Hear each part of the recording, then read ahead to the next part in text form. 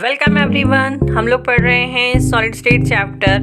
अब तक हमने सॉलिड स्टेट में सॉलिड की पैकिंग को पढ़ा है। सॉलिड की पैकिंग हम 1 डायमेंशन में, 2 डायमेंशन में और 3 डायमेंशन में पढ़ चुके हैं। जब हम लोग सॉलिड की पैकिंग करते हैं तो वहाँ पर जो है एम्प्टी स्पेस बन रही थी इंटरस्टिशियल पोजीशन पर। दैट इंटरस्टिशियल पोजीशन पर जो एम्प्टी स्पेस बन रही थी, हमने उसे कहा था कि वो वॉइड प्रिपेयर हो रहा है। आज हम वॉइड को डिटेल में देख लेते हैं कि ये वॉइड होता क्या है। The vacant space left in between the closest packed arrangement of constituent particles is called interstitial void or void. तो आप थोड़ा सा फिगर में देख लीजिएगा कि यहाँ पर आपको फिगर में हमने स्क्वायर क्लोज पैकिंग भी बताई हुई है और हेक्सागोनल क्लोज पैकिंग भी बताई हुई है। तो यहाँ पर देखिए, जब हम लोग पार्टिकल्स को अरेंज कर रहे थे क्यूबिक के फॉर्म में और हेक्सागोन के फॉर्म में, तो वहाँ पर आपको एम्प्टी स्पेस नज़र आ रही है हर जगह पर। अगर आप देखें तो स्क्वायर क्लोज पैकिंग में एम्प्टी स्पेस ज़्यादा लग रही है और हेक्सागोनल में थोड़ी कम लग रही है, क्योंकि हमारे जो लेयर्स थे वो कहाँ पर स्टैक कर रहे थे, उसके डिप्रेशन पॉइंट पे स्टैक कर रहे थे। तो ये जो हमारी एम्प्टी स्पेस यहाँ पर बनती है पैकिंग के टाइमिंग में, तो जो ये एम्प्टी स्पेस है, ये एम्प्टी स्पेस कहलाएगी वॉइड। ठीक है, the vacant space left in between the closest packed arrangement of constituent particle is called interstitial void और वॉइड। ठीक है, वॉइड तो आ गया समझ में। जब आप कोई चीज़ को पैक करोगे और बीच में आप वो स्फेयर को पैक कर रहे हो तो वहाँ पर जो है एम्प्टी स्पेस आएगी, और अगर आप स्क्वायर को पैक करते हो तो वहाँ पर तो एम्प्टी स्पेस आएगी नहीं। लेकिन हमारे जो पार्टिकल्स होते हैं वो स्फेरिकल फॉर्म में होते हैं। जब आप स्फेयर को इस तरह से लीनियरली अरेंज करोगे, फिर स्टैकिंग करोगे उसकी वन अबव दी अदर, तो वहाँ पर हर लेयर में आपको वहाँ पर एम्प्टी स्पेस मिल रही थी। तो जो एम्प्टी स्पेस मिल रही थी हमारी हमको जो है स्क्वायर क्लोज पैकिंग में और हेक्सागोनल क्लोज पैकिंग में, तो that empty space is called as void. ठीक है, अब हम ये वॉइड को देख लेते हैं कि ये जो वॉइड होते हैं, okay, there are 2 types of void. First one is tetrahedral void and second one is octahedral void. अब ये tetrahedral void क्या होता है और octahedral क्या होता है, तो 1 by 1 इसको देख लेते हैं। तो पहले देख लेंगे tetrahedral void। अब ये जो टेट्राहेड्रल वॉइड है, थोड़ा सा आप एनिमेशन को देखिएगा कि द वैकेंट स्पेस और वॉइड अमंग 4 कॉन्स्टिट्यूएंट पार्टिकल्स। देखिए यहाँ पर ये 4 कॉन्स्टिट्यूएंट पार्टिकल्स है हमारे, इनके बीच में जो एम्प्टी स्पेस बन रही है, आपको बीच में जो है वॉइड को सर्कुलर फॉर्म में बताया हुआ है। देखिए इस तरह से हम उसको रिंग के फॉर्म में सर्कुलर करके आपको बता रहे हैं कि जब हम 3 पार्टिकल्स, हमारे कौन से पार्टिकल्स हैं वहाँ पर 4 पार्टिकल, 3 पार्टिकल्स कैसे रहेंगे, एक लेयर के रहेंगे और एक पार्टिकल कौन सा आएगा, अबव द लेयर का आएगा।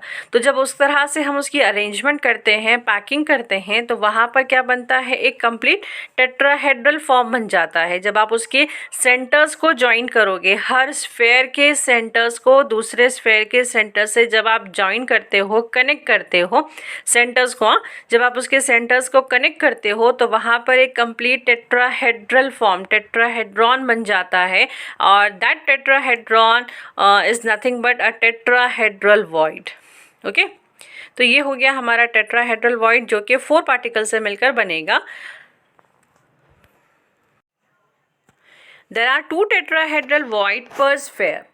अगर हम हमारा फिगर देखें तो वहाँ पर देखिए कि क्या बनेंगे, वहाँ पर 2 जो हैं टेट्राहेड्रल वॉइड बनेंगे हर एक स्फेयर को लेके इन द क्रिस्टल लैटिस। हम उसकी जब पैकिंग देखते हैं, if the number of close packed sphere, अगर आप क्लोज पैक्ड स्फेयर का अगर नंबर देखते हो, दैट इज अगर n, वो n आता है, तो then the number of tetrahedral void is 2n, वो उसका डबल हो जाएंगे। तो that means the radius of tetrahedral void is 2.225 r is the radius of constituent atom। ठीक है, तो ये आ जाएगा हमारा रेडियस टेट्राहेड्रल वॉइड के लिए। क्लियर है, चलिए अब देख लेते हैं हम ऑक्टाहेड्रल वॉइड। अब ये जो हमारा ऑक्टाहेड्रल वॉइड है कि द वैकेंट स्पेस और void at the centre of 6 sphere which are place octahedrally is called octahedral void. हमारे 6 स्फेयर किस तरह से प्लेस हुए हैं देखिएगा, एक लेयर के 3 पार्टिकल लेते हैं, 3 स्फेयर लेते हैं, और उसके ऊपर वाली जो लेयर रहेगी उसके हम 3 स्फेयर ले लेते हैं। जब हम उसकी अरेंजमेंट करेंगे तो ऊपर की जो लेयर थी हमारी उसका एक ट्रायंगल बनेगा, और नीचे की जो स्फेयर थी हमारे उसका एक ट्रायंगल बनता है। तो ये देखिए आप दो अपोजिट आपको फॉर्म ट्रायंगल फॉर्म मिल जाएंगे, ऊपर की लेयर का एक ट्रायंगल और नीचे की जो लेयर है उसका एक ट्रायंगल। अगर हम इसको कनेक्ट करें हर एक स्फेयर के सेंटर से, अगर आप उसको कनेक्ट करोगे दूसरे स्फेयर के सेंटर के साथ, तो एक कंप्लीट ऑक्टाहेड्रॉन बन जाता है। इस शेप का ऑक्टाहेड्रॉन बनेगा वो। देखिए ये लेयर से मैं आपको बताती हूँ कि हमने यहाँ पर दो लेयर कंसीडर की हुई है कि ऊपर की जो लेयर रहेगी उसके 3 पार्टिकल लेते हैं और नीचे की लेयर के 3 पार्टिकल। तो जब उनको कनेक्ट करोगे आप, तो वहाँ पर हमने बताया कि ऊपर की लेयर का जो एक ट्रायंगल बनेगा, फिर नीचे की लेयर में एक ट्रायंगल बनता है। उन ट्रायंगल को जब आप उसके स्फेयर्स को उसके सेंटर्स के साथ जब कनेक्ट करते हो, तो जब सेंटर के साथ वो कनेक्ट होंगे तो कंप्लीट वहाँ पर क्या बनता है, एक ऑक्टाहेड्रॉन बनता है। एक ट्रायंगल दूसरे ट्रायंगल को कनेक्ट नहीं करेगा, एक पार्टिकल दूसरे पार्टिकल पे मूव नहीं होंगे, वो बिल्कुल भी क्या करते हैं, एक कंप्लीट ऑक्टाहेड्रॉन बनाते हैं। तो देखिए यहाँ पर जो वॉइड प्रिपेयर हो रहा है दैट इज ऑक्टाहेड्रल void, ठीक है। There is one octahedral void per sphere in the crystal lattice if the number of closed packed sphere is n। अब यहाँ पर देखिए कि जो ऑक्टाहेड्रल वॉइड होते हैं, जितने नंबर ऑफ स्फेयर रहेंगे सिमिलर नंबर के उतने उसके ऑक्टाहेड्रल वॉइड्स बनेंगे। अब अगर कंसीडर करें हम कि if the number of sphere is n, then the number of octahedral void is n, है ना, कि जितने स्फेयर्स रहेंगे उतने ऑक्टाहेड्रल वॉइड्स बनेंगे। The radius of the octahedral void is 0.414, similar आ रहा है उसके। तो where the r is the radius of constituent atom, उस कॉन्स्टिट्यूएंट एटम का वो रेडियस रहेगा, ठीक है। तो ये हो गया हमारा ऑक्टाहेड्रल वॉइड। अब देखिए कि the tetrahedral and octahedral void occur in HCP and CCP, CCP cubic close packing या face centred close packing structure. तो वो क्या होते हैं हमारे, there are 2 tetrahedral void associated with each atom. हर एक एटम का कितना टेट्राहेड्रल वॉइड आएगा, डबल आएगा उसका, ठीक है। अभी हमने देखा जैसे the number of octahedral void is half of the tetrahedral void. हमेशा ऑक्टाहेड्रल वॉइड कैसे होते हैं, नंबर ऑफ स्फेयर्स के बराबर होते हैं, इक्वल होते हैं। लेकिन टेट्राहेड्रल वॉइड कैसे होते हैं, हमेशा डबल होते हैं। तो that means the number of octahedral void is half that of the tetrahedral void, ठीक है। तो देखिए दस देयर इज 1 ऑक्टाहेड्रल वॉइड पर एटम। इसका मतलब क्या रहेगा कि हर एक एटम का एक ऑक्टाहेड्रल वॉइड रहेगा और उसका उतना ही डबल क्या रहेगा, टेट्राहेड्रल वॉइड रहेगा, ठीक है। तो देखिए इफ़ n, अगर हम डिनोट करें कि जो n होता है that is the number of particle, n क्या रहेगा, नंबर ऑफ पार्टिकल रहेगा, then the number of tetrahedral void is 2n। अगर हम number of particle n consider कर रहे हैं तो टेट्राहेड्रल वॉइड क्या हो जाएगा, 2n, and that of the octahedral void is n।